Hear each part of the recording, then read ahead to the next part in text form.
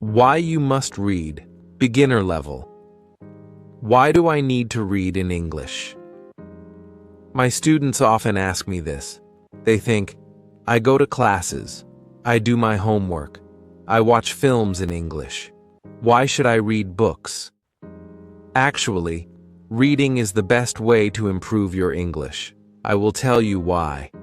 First, reading is very important now. In 2006, only 1 in 100 people went to university. Now 7 in 100 people go to university. All jobs need more reading and writing than 100 years ago. This is true for everyone.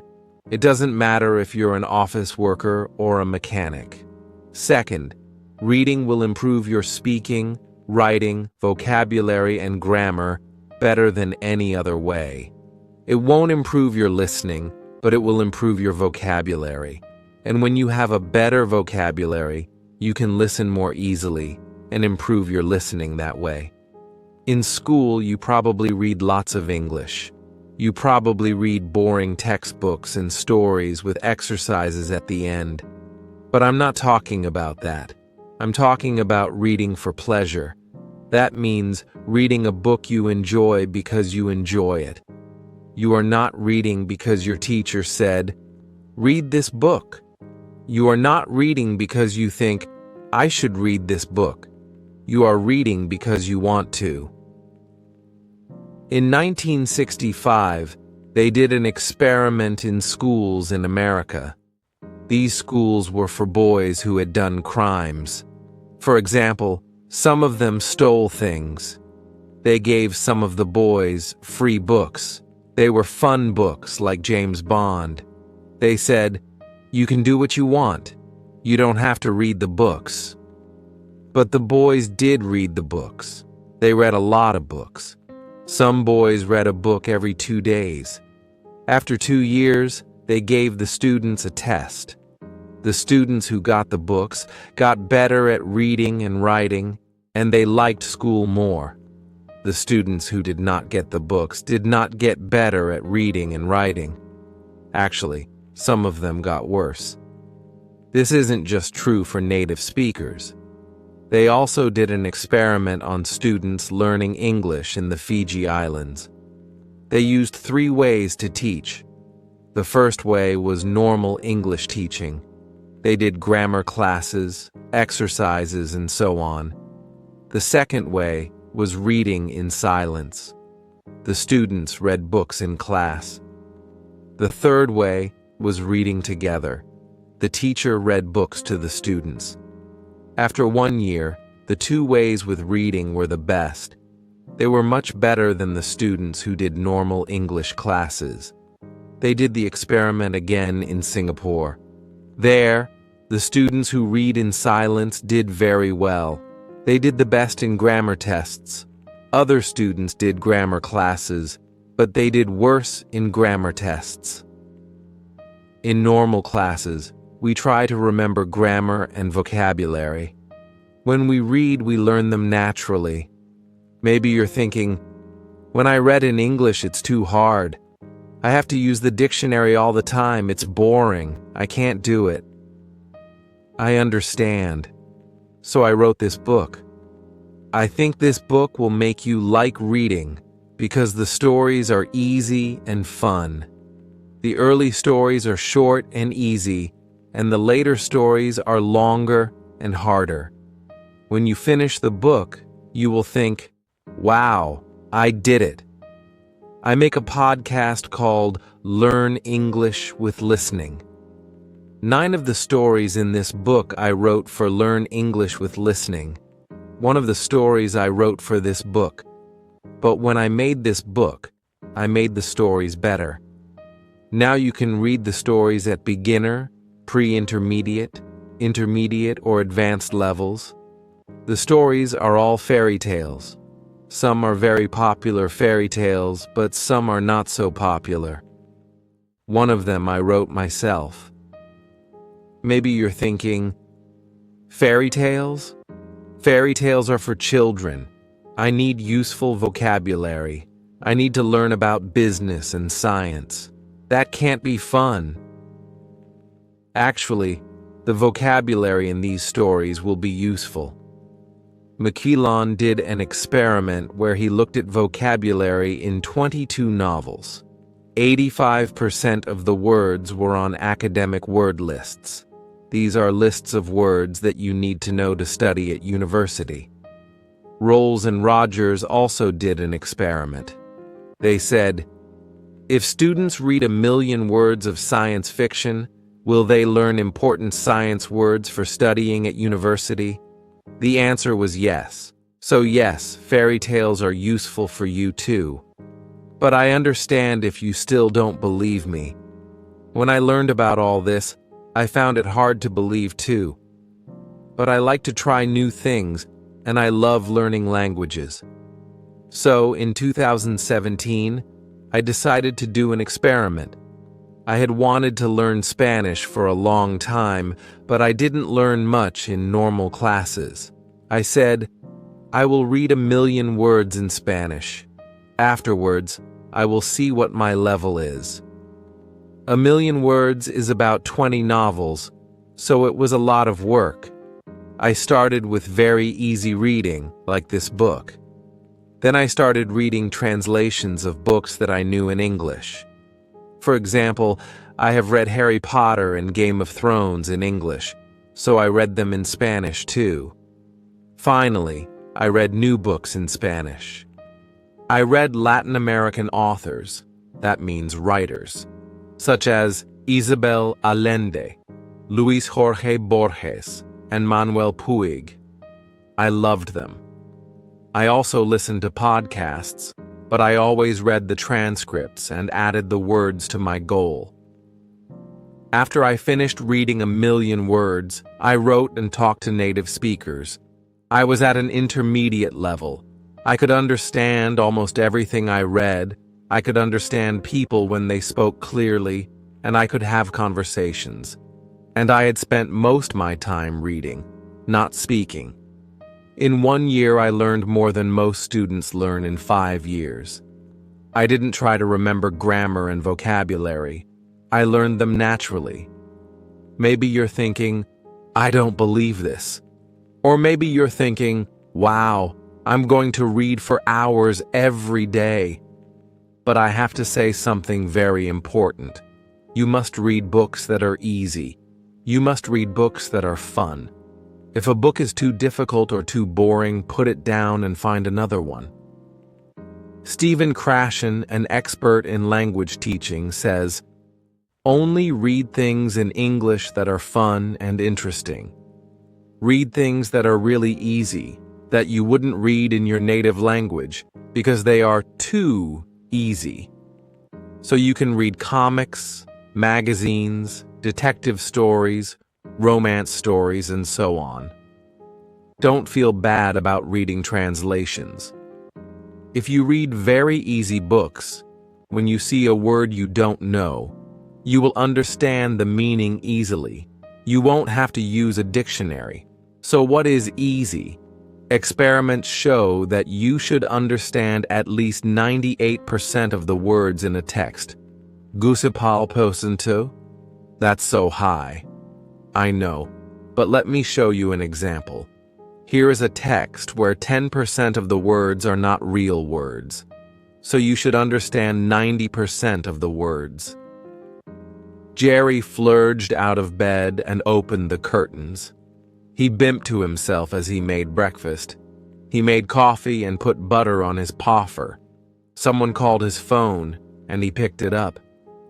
He was very surprised by who was torngling, so his vinky fell on the floor. Is that easy to understand? Could you read a whole book of that? Here is the same text, but only 2% of the words are not real. So you should understand 98% of the words. Jerry jumped out of bed and opened the curtains. He sang to himself as he made breakfast. He made coffee and put butter on his toast. Someone called his phone and he picked it up. He was very surprised by who was calling, so his vinky fell on the floor. How was that? You probably didn't understand everything, but it was more fun to read than the first text. That's why reading for pleasure is so great. Maybe you don't understand everything, but you understand enough to follow the story, and you don't have to pick up a dictionary. So if you find that this book is too hard, read something easier. If you find it boring, read something more fun. I know that not everyone likes my writing, and that's okay. Find a book that is good for you. When we have fun, we learn much more. Because I want this book to be fun, it has no exercises in it. I thought about adding them after each story, but I don't think it's a good way to spend your time. Instead, you should read more. Read for pleasure. If you finish this book, you can try the level above. Because you already read the stories, you will know them well, and it will be easier to understand. But maybe when you finish this book, you will love stories. I hope so. If you do want to read more, you can listen to my podcast, Learn English with Listening. I write a new story every week with audio and text, and there are over 100 episodes for you to listen to. Happy reading and happy learning. Why you must read, intermediate level. Why do I need to read in English? I get this question a lot from students. They argue that as long as they're going to classes, doing their homework, and watching films in English, there's no need to sit down with something as boring and old-fashioned as a book. Well, to put it simply, they're wrong. In fact, reading is the best thing you can do to learn English, and I'm here to tell you why. Firstly, reading skills are more important than ever, whether that be in English or your native language. In 2006, only 1 in 100 people went to university. Now, it's 7 in 100. All jobs, from office workers to mechanics, require far more reading and writing than a century ago. The competition is higher, and readers win. Secondly, reading is the best way to improve proficiency in English overall. Yes, you heard me right. Reading will improve your speaking, writing, vocabulary, and grammar far more efficiently than any other method. It won't improve your listening skills, but it will give you the vocabulary necessary to train your ear quickly. But it's not just any reading we're talking about. In school, you probably read lots in English, boring textbooks and stories with exercises at the end. No, we're not talking about that. We're talking about reading for pleasure. That means reading a book because you enjoy it. Not because your teacher told you to, not because it's what you're supposed to read to improve your English. No questions, no book reports, just pure pleasure. Yeah, right, you're probably thinking. That's too good to be true.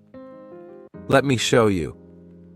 In 1965, an experiment was carried out in juvenile delinquent reform centers in America. One group of the students were given free books. They made sure they were exciting books that would appeal to young boys, such as James Bond. But unlike most reading programs, they were not required to read the books. They were simply given them. They could throw the books away, give them back, or draw on the pages, and nobody would punish them for it. But the boys did read them. They read a lot of them. Some of them read a book every 2 days. At the end of 2 years, they tested the students.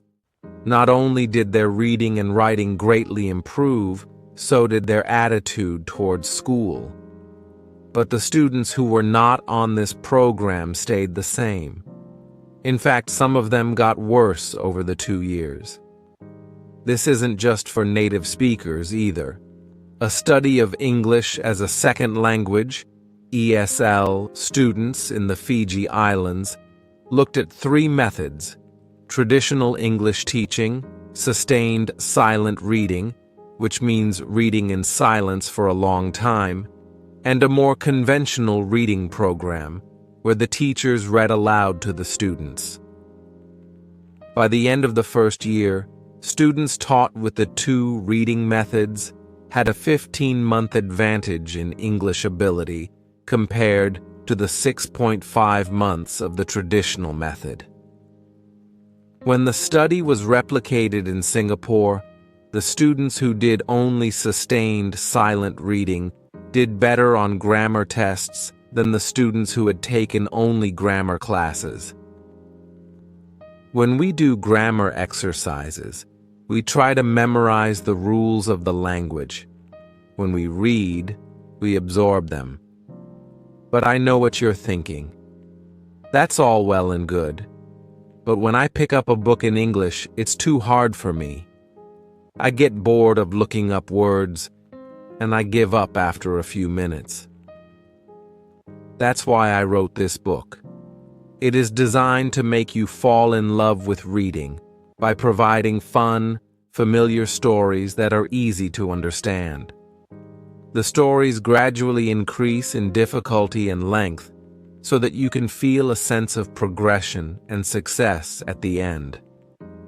Most of them were originally released on my podcast, Learn English with Listening, but they have been rewritten and improved for this book, as well as having a version for each language level. They are a mix of classic and less popular fairy tales, as well as one that I wrote myself. Again, I know what you're thinking. Fairy tales? But those are for kids. I need useful vocabulary about business and science and technology. There's no way to make that fun. The thing with language is, there isn't such a big difference between important language and fun language. We use a wide range of words when talking about technical topics as well as chatting with our friends. A study by McQuillan examined vocabulary in 22 novels and found that they included 85% of words on academic word lists. Rolls and Rogers found that if a student read 1 million words of science fiction, they would acquire many of the technical words required for a science degree. So yes, reading fairy tales will help your English in all areas, even for academic purposes. As an English teacher, I've seen many times that the students who do the best are those who read the most. For IELTS, for university, for business, or just for travel, reading is the factor that predicts success. But I understand if you're still unsure. When I learned about all this, I was too. But I like to experiment, and I have a passion for learning languages. So in 2017, I decided to test this theory. I had wanted to learn Spanish for a long time, but aside from struggling with Duolingo and not really learning anything, I hadn't made a serious attempt. I set myself a goal. I would read 1 million words in Spanish and see what my level was afterwards. 1 million words is roughly 20 standard-length novels, so it was a huge task. I started with very easy resources, like transcripts of podcasts for learners, but I avoided anything that felt too much like work. Once I'd learned the basics, I started reading translations of books that I knew in English, such as Harry Potter and A Song of Ice and Fire. You might know it as Game of Thrones. Finally, I was ready to move on to completely new books, and I fell in love with Latin American authors such as Isabel Allende, Luis Jorge Borges, and Manuel Puig. With the reading, I also listened to podcasts, but I always read the transcripts and counted the words as part of my reading. After I achieved my goal, I tested myself by writing and talking to native speakers, and found I was at a decent intermediate level. I could understand almost everything I read, understand clear speech, and have conversations at a comfortable level, even though I had barely spoken the language since I started learning. I had been learning for about a year, and I had made more progress than most students make in 5 years. I didn't memorize the vocabulary and grammar rules. I absorbed them. By this point, you're either thinking, this is all complete nonsense, or you're super excited, ready to start reading for hours a day. But the next thing I'm going to say is extremely important. You must read books that are easy. You must read books that are fun. If a book is too difficult or too boring, put it down and find another one. Stephen Krashen, an expert in the field of second language acquisition, says, "Read only material in the second language that is genuinely fun and interesting. Material that is so easy that you probably feel guilty reading it in your primary language. This is your excuse to read comics, magazines, detective stories, romances, etc. There is no shame in reading translations. Ideally, you want to be reading a book so easy that when you see a word you don't know, you can understand the meaning from context. Research has shown that in order for this to happen, the text needs to be at least 98% known words. $90%? That's so high. I know, dear reader. But let me show you an example. Here's a text where I've replaced 10% of the words with nonsense words. That is, it's 90% comprehensible. Jerry flurried out of bed and threw open the curtains. It was a beautiful day. He bimped to himself as he did his daily routine, pouring coffee and buttering poffer. But then his phone rang, and the person torngling was so unexpected that he dropped his Vinky on the floor. Is that easy to understand? Could you read a whole book of that? Here's the same text, but 98% comprehensible. Jerry jumped out of bed and threw open the curtains. It was a beautiful day. He sang to himself as he did his daily routine, pouring coffee and buttering toast. But then his phone rang, and the person calling was so unexpected that he dropped his Vinky on the floor. How was that? Even if you couldn't understand everything, I bet it was far more enjoyable to read than the first text. And that's the magic of reading for pleasure. Even if you didn't understand everything, you got enough to follow the story and keep going without having to pick up a dictionary. So if you find that this book is too hard, put it down and read the level below. If you find it boring, go read something else.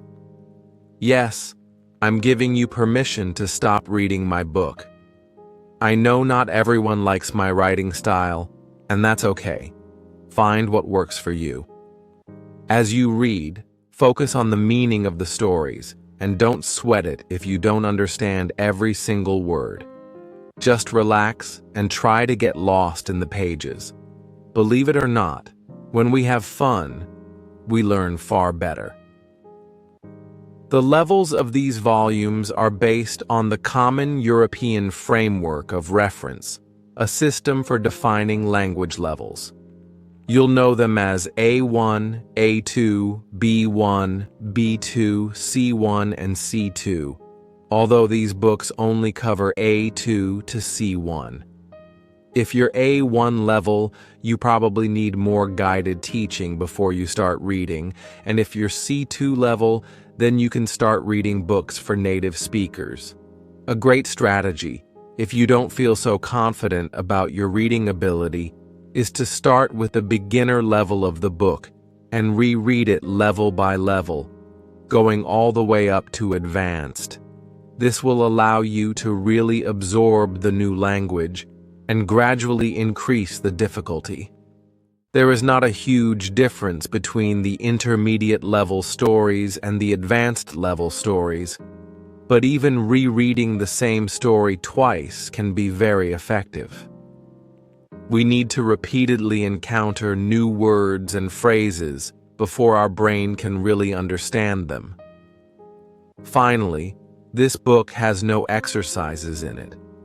I considered adding them after each story, but it would contradict everything I just told you. The most effective way to spend your time is reading for pleasure, and exercises distract from that. If, however, you finish this book and find yourself wanting more stories, do go and listen to my podcast, Learn English with Listening. I publish a new story every week with audio and text, and there are over 100 episodes for you to listen through. Happy reading and happy learning.